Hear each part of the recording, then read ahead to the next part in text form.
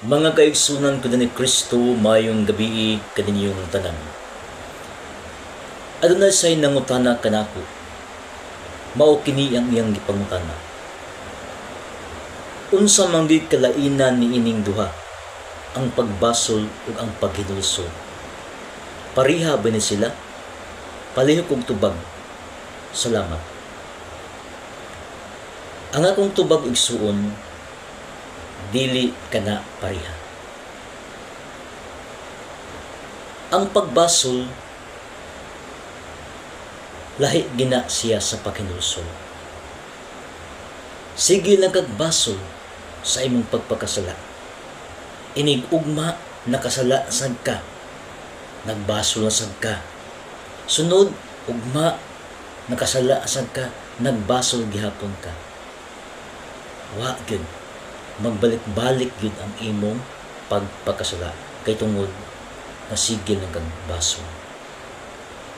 Ang paghinulsol igsuon, nakasala ka karon, unya pagkaugmaan na, nakalikay ka sa pagpakasala, kay nganuman kahibaw man ka nga sala ka na.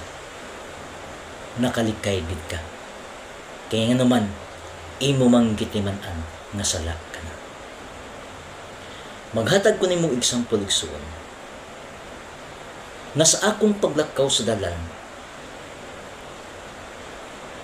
napandol ko sa bato. Unya pagbalik nako, napandol gihapon ko. Unsa akong bation? Nagbasol.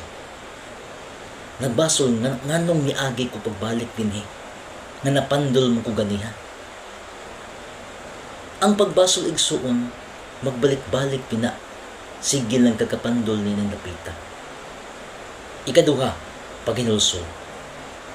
Nasa akong paglakaw, napandol ko. Unya, pagbalik nako,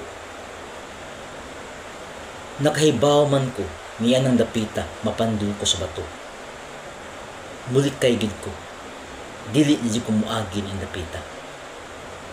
Mauna ang paghinulsol. Nakahibaw ka o unsa ang sala. Ang pagbasol nakahibaw ka nga sala na, pero imong gibuhat ng gihapon. Mauna magbalik yung sala.